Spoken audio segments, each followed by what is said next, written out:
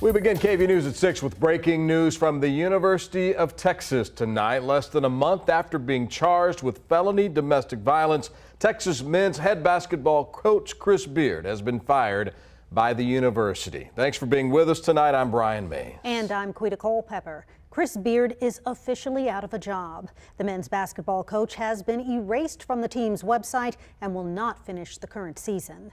We have team coverage tonight on Beard's release from the university. Senior reporter Tony Plohetsky is looking at the legal side of things for us. But we begin tonight with sports director Jeff Jones live outside the Moody Center on the UT Austin campus. Jeff, what is the latest?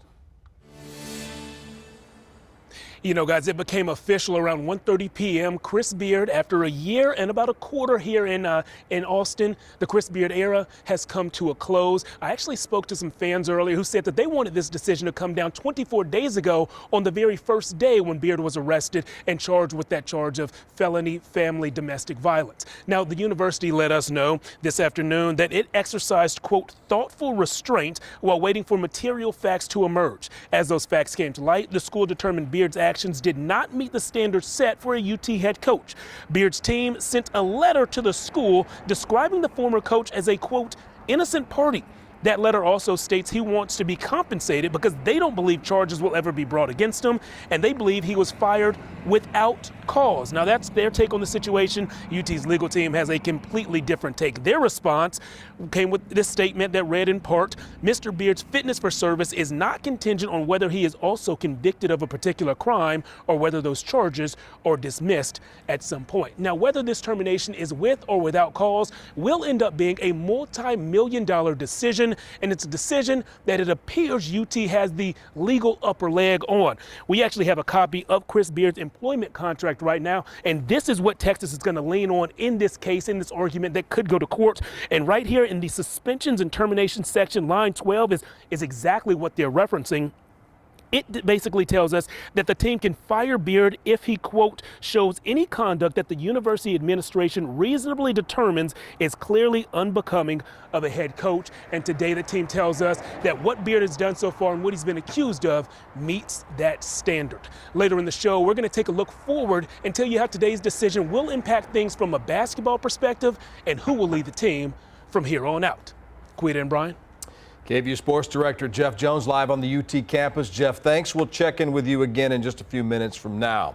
Chris Beard was hired at Texas from Texas Tech just over a year ago after Shaka Smart left for a job at Marquette. Beard had a $5 million annual salary. The university now does not intend to pay that since he has been fired, they say, for cause. Beard led Texas to a 22-12 record. Last year, they were 7-1 under Beard this year before he was suspended back in December. Now, Beard appears to be trying to fight this decision. And senior reporter Tony Plohetsky has been speaking with his attorney all afternoon. And Tony, what did the attorney have to say? Pushing back definitely in the court of public opinion. Chris Beard saying that the termination against him through his attorney says that the coach is crushed and that UT made the decision, and this is a point that he emphasizes, without ever talking to Chris Beard or his fiancée. Today's firing came a little more than 3 weeks after Beard's arrest in a home in Terrytown. Austin police responded to a 911 call, and police said his fiancée told officers that he had strangled and bitten her. Several weeks later, though, that woman, her name is Randy True, released a statement saying that Beard may have been defending himself, did not strangle her, and that she never wanted him arrested or prosecuted. In a statement today, UT Athletic Director Chris Del Conte said, quote, the University of Texas has parted ways with Chris Beard. This has been a difficult situation that we've been diligently working through. Today, I informed Mr. Beard of our decision to terminate him effective immediately. Now, Austin Attorney Perry Minton, who represents Beard, responded with a statement saying that, quote, I am concerned that the University of Texas has made a terrible decision against the interest of the university.